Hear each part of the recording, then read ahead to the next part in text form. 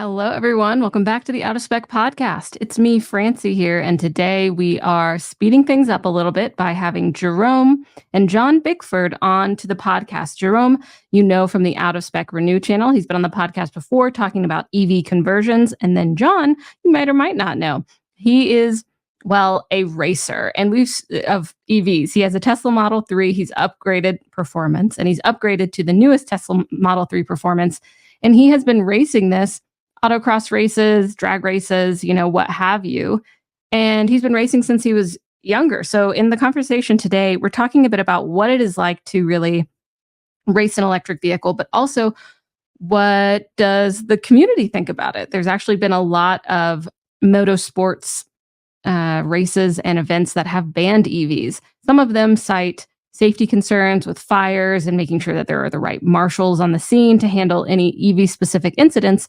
But it also might have to come into play that, okay, the technology in EVs is different from that of combustion engines. And do they need to be separate events? Can they stay integrated? This is all new when it comes to motorsports and racing. And it's definitely a bit of a sticky one with not tons of answers, but we do have insight from Jon today. So I think you'll enjoy it, learning about the mods that Jon did, the different how he charges if he's racing on track, the different ways of that thermal regulation and the Tesla's has been improved or not, and his experience being banned from some events as well as making friends along the way. So let's plug in for another episode of the Out of Spec Podcast. Thanks for joining us.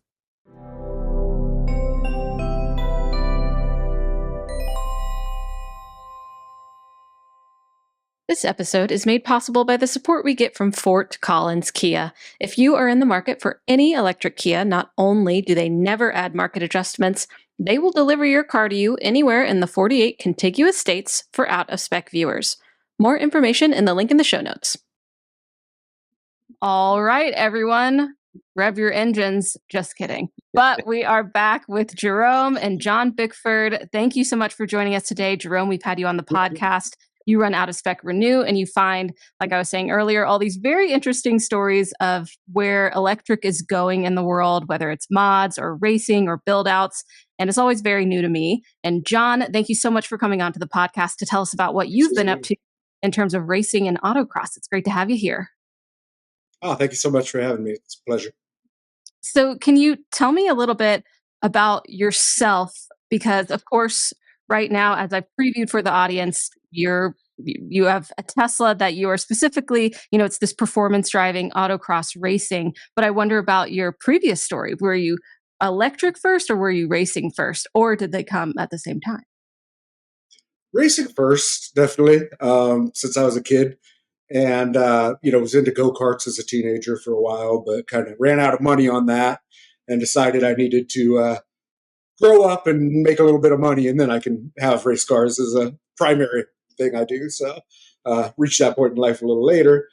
Around 2016, I was about to buy a Fiesta ST just to run it in autocross, and the guy sold it right from under me. And that kind of gave me a pause, and I just thought, the electric cars are coming. They're coming soon. And if I just kind of wait another couple of years, something good's going to come that would be a good, fun electric car. And that sounded more appealing to me personally because it's for a couple of reasons. One, the environmental issues. I'm happy to be on board with that. But also, it's always good to be at the beginning of something and not come in later. And so I felt like, as soon as there's a good electric car, I want to start racing it and give myself a decade head start on all the guys that have a lot more money and experience. So when the Chevy Bolt came along, I thought, all right, this is a good slow class car that would run with Fiestas and whatnot. And I very bought one, but Chevy dealers sure are good at talking you out of a sale sometimes. And they succeeded. And I went to a Tesla dealer and, maybe I could pony up for a base Model 3. And I thought, that's a good car. And then I tried the mid-range. Then I tried the performance, and in 3 blocks, I was cackling like the Joker movie, I can't believe this thing. And it was clear to me that if you could teach the car to handle properly, it could run with anything out there. So I went back to the dealership, put in an order, refinanced my house so I could afford the payments, and have been racing since January of 2020, I've been in a Model 3 Performance, and it's gone phenomenally well so far. Wow. Okay. You sit in it and then you really understand the power that electric can bring. We see that with a lot of people, whether they're just like, what's so cool about it, or they're into actually the performance of it. Once they sit and drive an EV, even the slow ones, people are like, oh Yeah. my gosh, this is so different from combustion. Okay. So that's cool. You grew up racing and then you decided to go electric. And I'm bringing up a photo here. Can you tell me a little bit about what we're seeing? Yeah, so that's a car I've been running since January of 2020. And we're on the right there is my fiance, Jessica. She started autocrossing last year and won the FCCA Cal Club Regional Novice Championship, dominated it. Her first race, she went out, it was her and 18 men, and she beat them all by a mile. And from that point on, she's been hooked. So now the car's got two regular drivers going. And probably when I build out the new 2024, she'll probably take this car over full time. So, and be my wingman, more or less.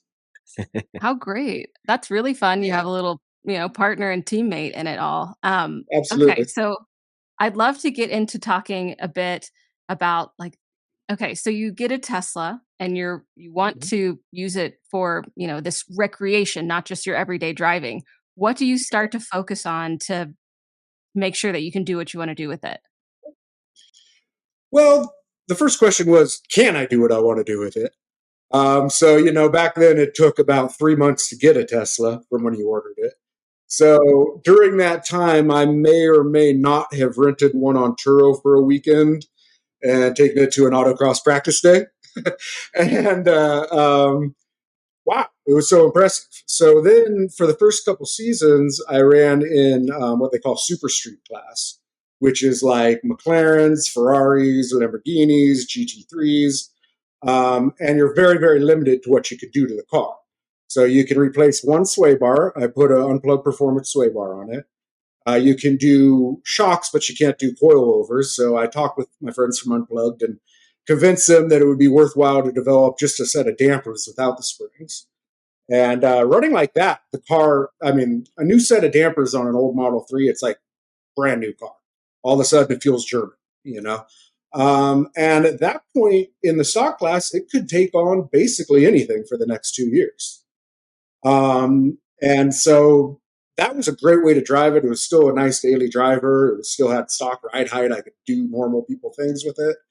But after winning 2 years in a row, two championships, it was time to move on to something bigger and better. And the first Holly high voltage event out at Sonoma happened at the end of 2021. So about 10 days before that, I put a full unplugged performance suspension on the car and fat tires and went out and ended up on the podium in all three events at that weekend. And I thought, wow, I can run with these pretty big, high dollar known guys. And from that point, I started developing the car for Optima Ultimate Street Car Series, which is really the wildest amateur street car racing there is. We do three different kinds of events. We do time trials on a road course, autocross, and a speed stop, which is like a drag race start, 8th mile, turn around, a U-turn, and come back and stop in a box. And the Tesla is phenomenal at that. And right off the bat, first event out with them, I was able to put it on the overall podium in two of the three events. I thought, wow, I like this series, and so that's become the priority. And since then, I've gone full big brakes, carbon wide body fenders. I'm running up to a 325 square tire setup, which is like, it looks like a cartoon. Jerome knows it's just bulging out the sides with tires. And now this year, I moved to an outlaw class, which really opens up the rule book. So I'm running a great big wing for Mountain Pass Performance. And yeah, carbon trunk, carbon roof, carbon hood, carbon fenders, carbon splitter, carbon wing, big diffuser. It just the whole thing. And also in the Optima series, they judge your car based on how showy it is. So I did an all carbon fiber and matte carbon interior with red leather reupholstery from T Sportline. And so at this point, the car's pretty wild. It's pretty out there for a Model 3. Yeah, every year, this is my fifth season racing this car. And those first 2 years, it stayed stock. And then since then, every year, I put more money in, more money in, more money in. And this Although this will probably be the last year for the original car, because next year I'll probably be running the brand new car, taking any parts I can off of this one and putting it on that one. So, John, before we jump to the new car, did you do any measures like 0 to 60 and even 60 to 0? How much did you improve the car from when it was stock? well, I haven't gotten to a drag strip yet with it. The car is definitely faster by seeing the pants and by looking at everybody else's numbers. And we ran at autocross. We were myself and a couple of my Tesla friends out in SCCA Cow Club ran it a couple of weeks ago, the very first autocross laps ever by the new Model 3.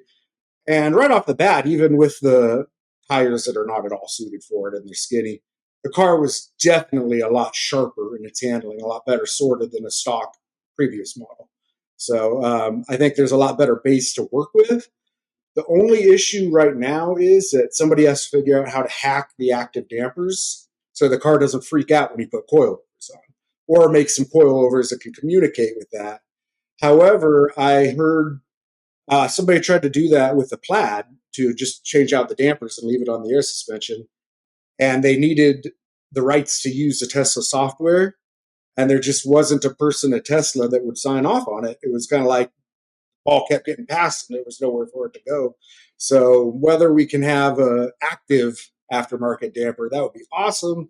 Tesla, sign off for somebody, please. So. It will happen sooner or later, yeah. Yeah, it'll happen. I mean, if nothing else, it'll be a hack and you'll have a warning on the thing. But, it's been for the last month or almost month I've had this car. It's nice having a normal car again for a little bit, something I can drive to the drive-through and get through the driveway without scraping. And, it might take a while, but I'll enjoy the car until then, certainly. The gray car, so the Gen 1, I think it's 2019 performance. I bought it in 2019, but it's 2020, like as soon as they started delivering the black wheel ones. Yeah. What was the single most important component that you added to the car to make it more powerful, lighter, brake better, handle much better? What was the single best thing you did? Well, I mean, if you're starting from zero, it's always going to be tires. So in the street class, you have to run stock width, but you can go an inch down in diameter. So those old cars, they had the 8.5 inch wide wheels. So I had 19 by 8.5s, and I put some 265 Bridgestones squeezed on there. And that is going to be the biggest gap in time possible. It's just putting real race tires on. But as far as like modifying the car beyond tires, the suspension, the dampers, stock, the old car, you'd go into a slalom, it would flop around like a top-heavy canoe. As soon as you put some good dampers, it would start to kind of hunker down mid-corner and all. So that, and then, you get into control arms and camber links and putting the wheels in. And once you get to that point, the car is really good. Really, really good in autocross. And so on the track, you want aftermarket brakes, but in autocross, you're fine with stock brakes, And so that one thing, just building out the suspension on the car, is night and day. It's worth seconds, And then from there, you're just whittling down at a diminishing cost per performance ratio. So I'm curious about how. Oh, sorry, Jerome. But if you're going to, like you were saying, you're like, okay, I want to kind of be a part of when electric comes around. It's coming around. Okay, I sat in this Tesla. It's coming. But racing typically is not electric, or just motorsports in general, for sure. So how did you know that you would be able to compete with this car? Was it just like, oh, well, there's no rules that say I can't, so I can? Or were there other people doing it as well? There were a couple other people. As soon as I drove the car, I went home. I was like, did that just happen? Is this car as good as I think it could be? So then I started looking it up. And at that point in SCCA, it was the first year out of the Model 3 Performance, having a class. And they kind of underclassed the car and ended up winning the national championship, beating the Lotus Evora to the B Street Championship. So I got my car, I got my B Street number plates, and the day those arrived in the mail, they said, "No, you're in Super Street now. We're bumping you up 2 classes. we don't want to hear from these electric cars anymore. So we're going to make you run with the Lamborghinis and just go away. But we didn't, there were software updates. Track Mode 2 came out in March of 2020, and that was a revelation. That was when the car really woke up. And then people started winning in Super Street, and then around that same time when I was looking it up, a guy who later ended up being my friend, John Laughlin, he was the first guy to really run a Tesla seriously in the Optima Ultimate Streetcar series. And back then they had an electric class, but it was like him in a Mountain Pass Performance, Model 3 Performance, versus like Chevy Bolts and Jaguar I-Paces and stuff. I mean, he just creamed them. But they started looking at the performance level on the overall score and realized that, this car can run with the big boys. We don't have to have an electric car class anymore.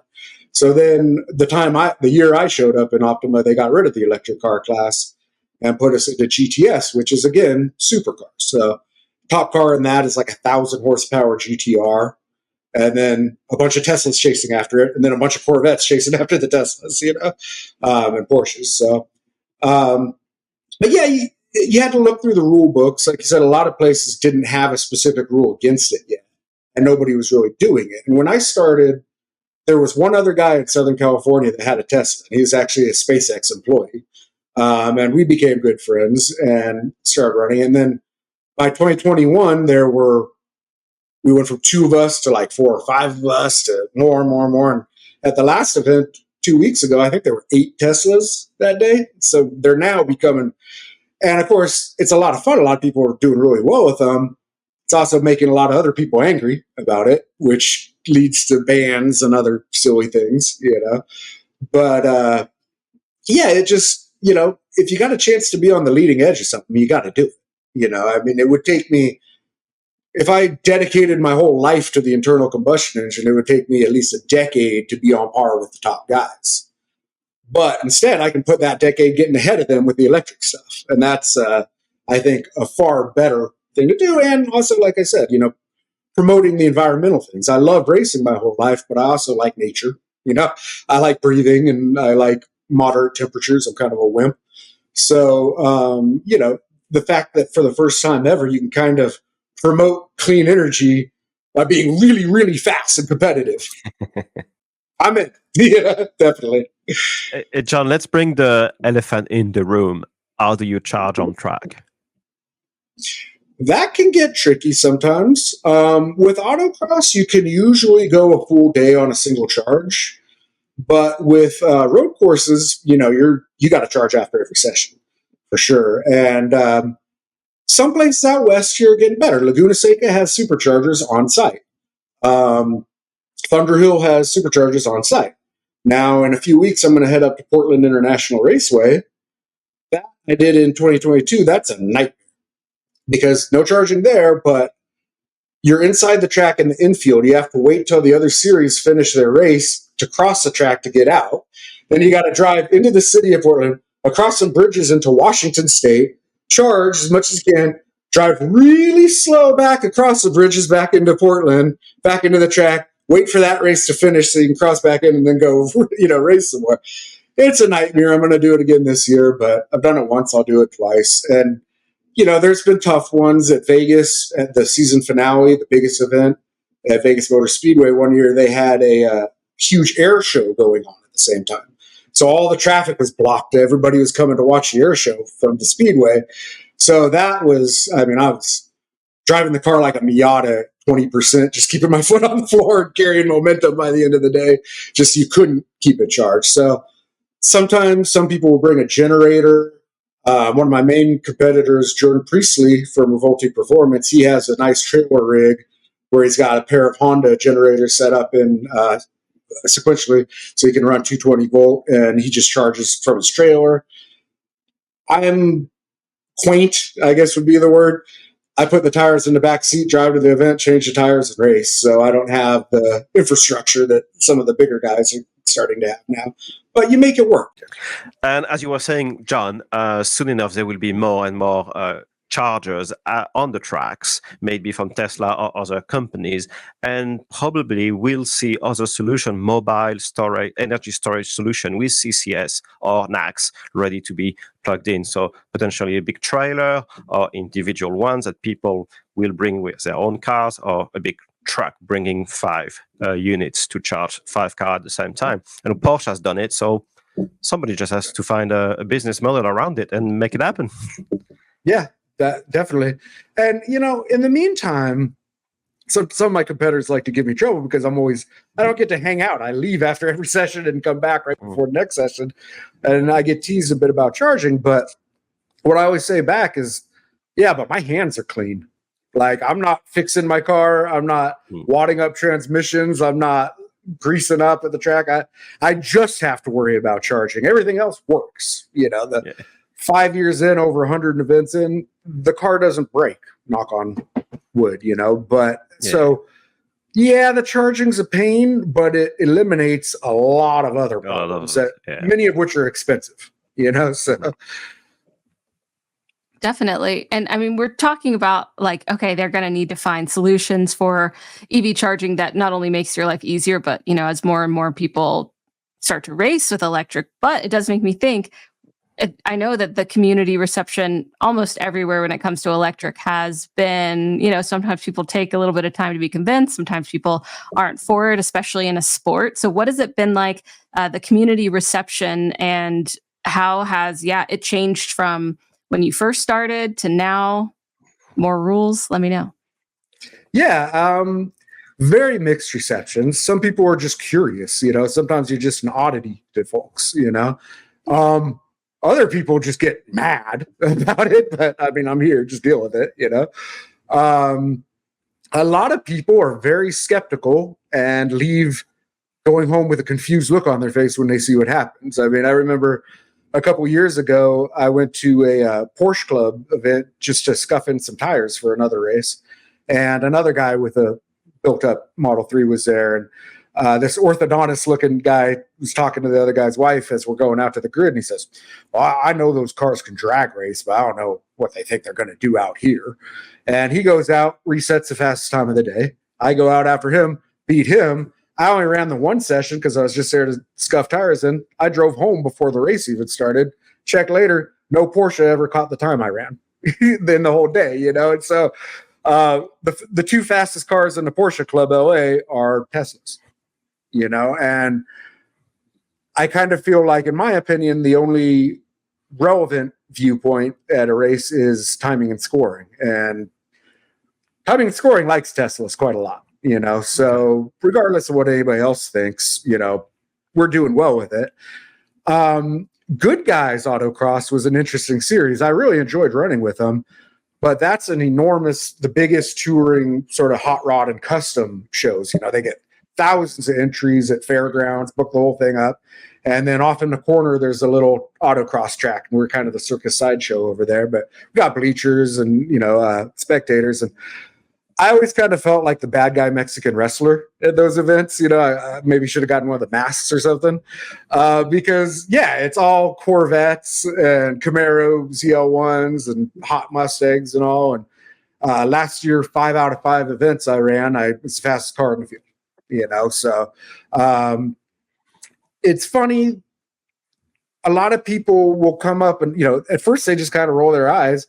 Then they see you put down an incredible time and the car just looks so fast that a lot of people at those events would come up to me on the grid and in the paddock and with a lot of questions. And it's so funny how many people would also come and say, well, my wife has one. And I think, your wife's car will kick your car's butt any day. What I mean?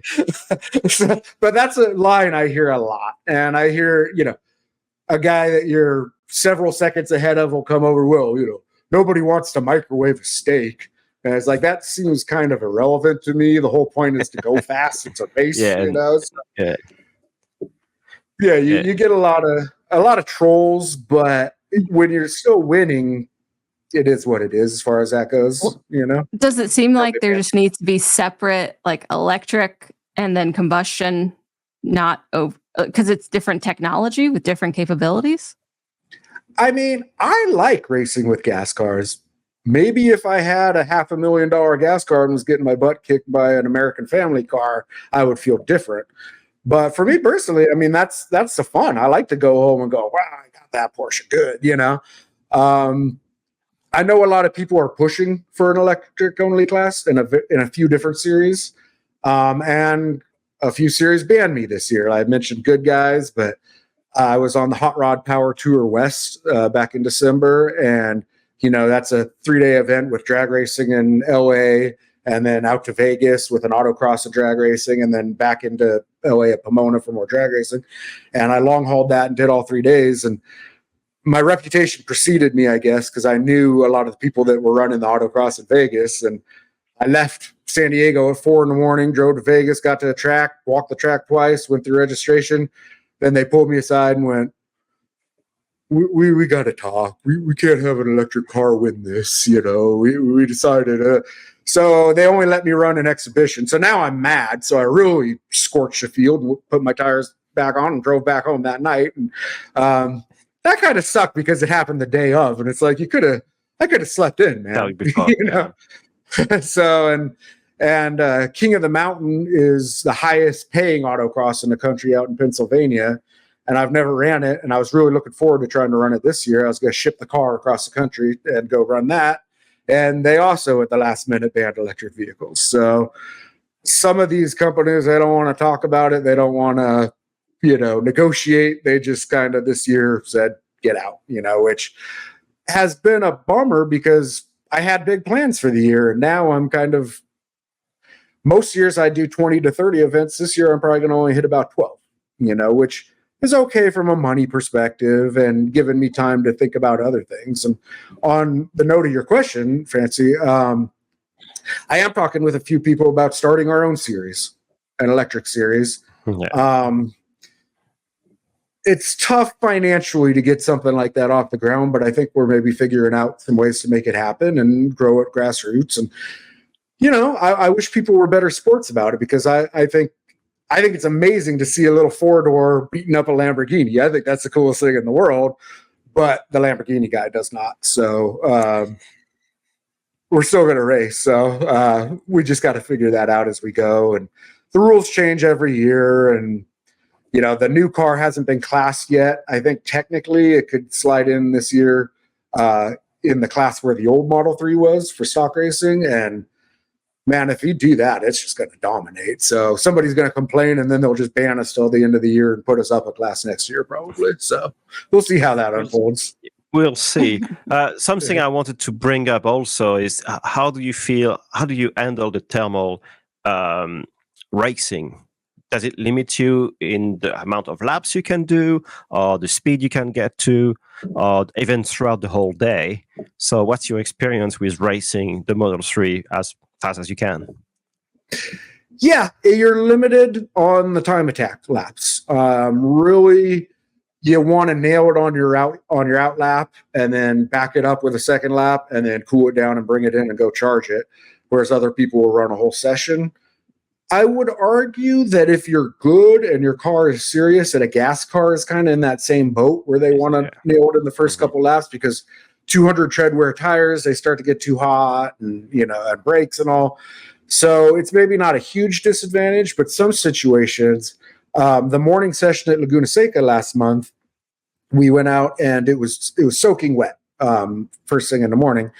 And I went in onto the track with the mentality of, well, I got to nail it in 2 laps because of the battery concerns, the thermal concerns.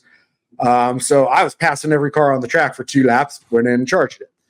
Everybody else stayed out. The track was wet, but it wasn't raining, so the line was drying. So Jordan Priestley in another Tesla, he got big sideways on his out lap, let me by him, and he just cruised around for 3 laps, let everybody else dry the track, and then was able to go a little bit faster than me on a drier track with less battery. So he beat me on strategy on that one. So, you know, in a situation like that, you're kind of compromising because of the thermal issues and the state of charge issues. But when everything's going pretty normal, in a good car, you're going to head out and you're going to nail it in 2 laps and you're going to park it anyway. So it's just more of the same with that. But sometimes when the logistics get in the way, then you might have a bad session once in a while where you're starting it on half a battery, but you got no choice, and Mm-hmm. you just carry all Yeah. the momentum you can, keep your foot down. So Do you Kyle think and I were the new? lucky. Sorry. I was going Go to ahead, ask you if Jerome. you think the new generation, the new Model 3 you just picked up, do you think, from what you've driven, that you will get a better thermal management or a better power delivery? the power better, definitely. And my car at 2020, they gave them a little bit more top end in 2021. It seems like I've noticed they kind of just walk me at the end of straightaways. Slightly newer cars than mine. Mm-hmm. The new car, it's just going to keep pulling. I always said that the performance was going to be bottlenecked by keeping the old battery. And I still think that's the case. And so I'm curious about the thermal limits on this car. I haven't been in a position to test it yet. Again, your first lap is always your best and your second's always your backup. So there's options. There's people put in bigger cooling systems. Mountain Pass has a cooling party box that, hacks and overclocks all the cooling before you go out and everything. Yep. And that works, but at the same time, your car's still going to be fastest at the highest state of charge. So I just don't think about thermals as much as people talk about them. If you're going out That's for a half-hour session and you're going to run the whole session, you're going to be slow by lap 4, and then you're going to stay slow the rest of that session, Okay. But for me, competition-wise, most of the time it doesn't matter. That's not kind of how these events are staged. And with autocross, you run anywhere from 25 seconds to a minute flat out, then you go back on the grid and you wait for your next run. So there's never been a thermal issue there. A couple years ago with National Muscle Car Association, I had a co-driver, so we had 2 drivers in the car, so it was doing double duty. It was the hottest weekend of the year. It was 114 out of Fontana. And I was scared to death to run the car because I don't know what's going to happen in those temperatures. Well, we walked a 100-car field by about a second and a half. While every other cars were boiling over, everybody had their hoods up. I just kept charging and parking under an easy up for some shade in between. The car just keeps going. The car will get hot, the car will slow down, but when it cools down, it's going to be fast again. And it's pretty incredible. It recovers quickly. It falls off fast, but it comes back fast. So you work with it. Yeah, I'm sure you have to have the balance there. And you were talking about strategy too earlier, and how I'm sure it's different from electric and even to electric driver, of course. And you also said something which I feel like is a good life motto, like make your first lap your best and then your second lap your backup. I feel like you could apply that to a lot of things. So I like that. I hadn't heard that before, but I'm sure it's very common in what you do. And of course, you got into this, you're an enthusiast. You were kind of convinced already, but what advice would you give someone who's interested in getting into the same thing that you've been doing, especially considering like electric racing? Right. With any racing, but also especially with electric for thermal reasons and all, the cheapest, easiest way to get started is to go run an SCCA autocross, because they're all over the country. There's always a region. There's always a class where you can run the car basically stock, and just buy a set of tires and start from there. And at this point, there's quite a lot of us running Teslas in those events. So you can probably find somebody in your area running one and kind of, pick their brain a bit. That I was lucky. Like I said, when I started, there was one guy that beat me to it in Southern California. And so I kind of latched onto him and followed him around for a few months and, oh, what do you do? Oh, what kind of tires? Oh, what kind of alignment? Oh, okay. And copycatted on him for the first year and then went my own direction after that. But, it's always good to find kind of a mentor. And these cars are so specific and they drive differently than a Corvette or a Miata or a Boxster or the other common cars in those types of events. So it's good to find at least a mentor that's familiar with all-wheel drive cars. But even beyond that, a Tesla is unique unto itself. You drive it in a pretty different way, So you accentuate what it's good at, which is accelerating. It does that better than everything else. In stock form, it's not great mid-corner, So you shorten the corners and you square things off and force rotate and squirt back on, So whereas a Miata might be taking a wide momentum line around a corner, sometimes with a Tesla, you drive it like a pinball machine. You just bing, bing, bing, bing, bing, because it's best in a straight line, Once you put on a suspension and big tires and all, you start to mix those techniques up and kind of have some conventional and have some Tesla driving techniques. And then it just becomes an amazing car to drive that's so versatile and can almost be approached any different way. I mean, if I thought of the top 5 or 6 of us I know racing Teslas, I guarantee you we all have completely different setups and they all work and they're all fast, which is amazing. There's not one way to skin a cat with these things. You can make them work a lot of different ways and suit your style. So it's pretty cool. And before we wrap up, I do just have a question because you've chosen the Model 3 twice now. But when I look at the Model S, I'm like, oh, like that's the sports car. Why would you choose another Model 3? Why Model 3 over Model S? Well, part of it is cost, of course. With a tax incentive, it's almost half the price, There's a few guys out there that have built out their Model S's, and they are really, really good cars. They're better on the big track. They're better at the speed stop, drag race, turnaround, and stop thing. And they're very close in the autocross. And on certain layouts, they're better.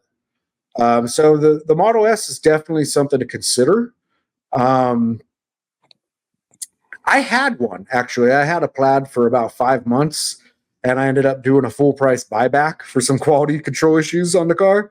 And it was, at the time I was upset, but I bought it and returned it back when they were a really expensive car. So in hindsight, that was the best exit I was ever going to get, is to get my money back because it became 50 grand cheaper 6 months later. But, a Model S, I think you'd be more involved. You're going to have to hack the suspension to go to coilovers, and that's going to get expensive. The Model 3 is really nice and nimble. You can toss that car around. The Model S is kind of lumbering, but once it's pointed, nothing in the world will catch it pretty much, So they both have strengths, and I think we're going to see more and more Model S's racing. It seems like with these cars that somebody tries it, and then it takes them a couple seasons to get it sorted, and then all of a sudden you can't catch them, and then other people copy what they did. And I think in this last year, I know of a couple Model S's that have 3 actually, that are every bit as good on an autocross now as a Model 3 most of the time. Better on a road course, better in a speed stop.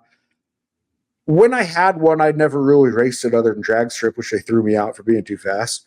I love the car, but I would park it far back because it's big and it's wide and you don't want people to hit your doors. So you're parking at the back of the lot. Model 3, you're parking it right up front, and you can you get into a slalom with a Model 3 and it's kind of a perfect size car for it. It's right there with like a BMW, whereas the S is an extraordinarily fast boat. It's still kind of a boat,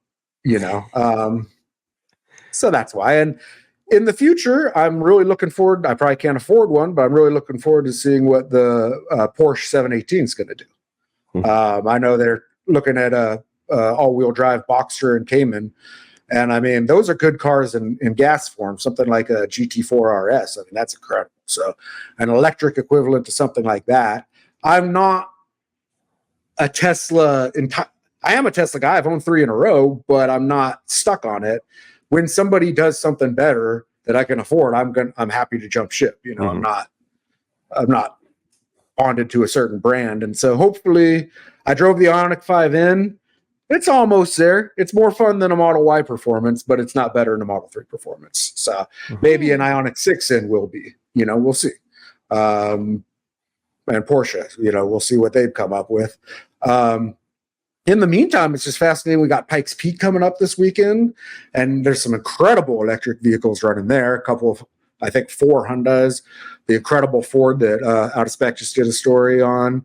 That's going to be wild to watch. And, I was talking with Jerome a while back. In 2021, I was on the pit crew for the team. We were the first team to ever run an around-the-clock endurance race doing battery swap pit stops with a little prototype sports racer where Oh, everything analog and civil, jack the car up, slide jacks under the battery boxes, lower the car, and it lifts the battery box, roll those out, roll in new batteries. And we ran the 25 hours of Thunderhill 2 years in a row that way, finished both times solidly. So, it's expanding quick. It's happening, and it's an exciting world. Growing up in the 80s and 90s, cars were kind of not interesting for the most part. There's some good ones, but it was kind of a lull in performance. And I was always jealous of the 1960s and the muscle car era and seeing all those wild cars coming to market every year. And man, this decade is going to put that to shame. We already have, you could go buy a 4-digit horsepower car for under $100,000. We're entering an era. The first electric Lotus has 2,000 horsepower. It took a century to get to 1,000 horsepower for Bugatti, and the first electric cars are coming out with 2,000 horsepower from some companies. So some people that are from the established racing world are like, "Oh, this is going to be the death of racing," and I was like, "No, we're going to see crazy things that we can't imagine." I mean, so it's so exciting for me, and I know by the 2030s, I'm going to be too old and too broke to be in the fight. But in this transitional decade that we're in right now, it's so much fun, man. It's so much fun being on the cutting edge of it. Definitely. yeah. Like racing rocket ships is what's coming next. Yeah. Yeah. Pretty cool. I mean, yeah. Literally, you look at like the McMurtry Spearling with the fans, and you hear about the cold gas thrusters on a Tesla Roadster. And I mean, it's just the first time I ever drove a Model 3 Performance on an autocross track, for half a lap, I was seasick. And then I just told my brain, like, this is your new normal. You have to adjust, And so my sense of equilibrium and everything changed. And now I'm like soulless. I feel nothing. I always think the car's going too slow. Then I take a passenger and they're like, oh my God. I mean, I've got buddies. I've got a friend with an 850 horsepower Mustang who just ordered the new Model 3 Performance, because every time he'd hop in my car for a lap, we'd leave the line, he'd go, whoa. I choked on my spit, man. So it's just the amount of the violence and of the response, that it's not the horsepower numbers even. It's the instantaneous response and all-wheel drive traction and wave of torque that just, we're entering a world that's like puts Chrysler Hemi to shame. I mean, it's going to be amazing. I can't wait to see. Totally new. And I know that you mentioned some bands, right, where maybe you won't be racing, but if people did want to catch you somewhere or like keep up with your racing, where could they find you next? What are you doing next? Well, my next big event, I've got a couple local things, but my next bigger one is at the end of July, going all the way up from San Diego up to Portland, Oregon, race with the Optima Ultimate Streetcar Series out there. That's a fun weekend because we run with a tour with the Trans Am Series and a bunch of vintage racing. So there's racing going on all weekend. I did real well there in 2022, so I'm looking forward to going back. You can watch all of the Optima races on the Optima Network, which is available on Roku, Apple TV, Amazon Fire. It was broadcast on CBS Sports last year. I think we're making a change this year. I'm not sure, but sometimes it comes up on MAV TV or CBS Sports. And there's me, there's Jordan Priestley, Coda Atwood, Brandon Hurst. We've got a couple more Teslas coming. So, it's becoming a thing now. We're going to have at least 5 of us at SEMA for the season finale invitational, which is like the national championship. So for you guys, if you're at SEMA, come out to the bronze lot and say hi. We'll be racing Wednesday, Thursday, Friday out there. And last year I left the bronze lot leading the series overall. So then we went to the Speedway and had some issues and ended up falling back a little bit. But, the lot outside of SEMA where the crowd is watching has been really good to me the last couple of years. So if you get a chance, come by, say hi, watch a couple runs, And then for me personally, you can follow me at Outlaw EV 369 on Insta, or I have a little private group called E-Speed, E-Speed on Facebook. And working on setting up a YouTube channel, catching up with all you guys. But I'm 45, so I'm a little bit behind, but we'll get it up and running. So there's a lot of coverage. I always post event stuff on the Instagram and on the Facebook. So those are good ways to follow if you can't watch the series on TV. Perfect. Thank All you. right. Yeah, thank you so much for coming onto the podcast and telling me all about this. And thank you, Jerome, as well, for linking us all up. Yes, thank you so much, Jerome. It's been a pleasure. Yeah. All right. See you soon. See what else to do. Yeah. Thanks everyone for tuning in. If you have questions for Jon, please put them in the comments, of course, and also check him out at all the socials he listed. We'll put them in the show notes. Again, thank you, Jerome and Jon, for speeding things up today on the Out of Spec podcast. We'll see you next time on the next episode. Bye-bye. Thank you so much, Francie. Yeah. Appreciate it. Bye-bye.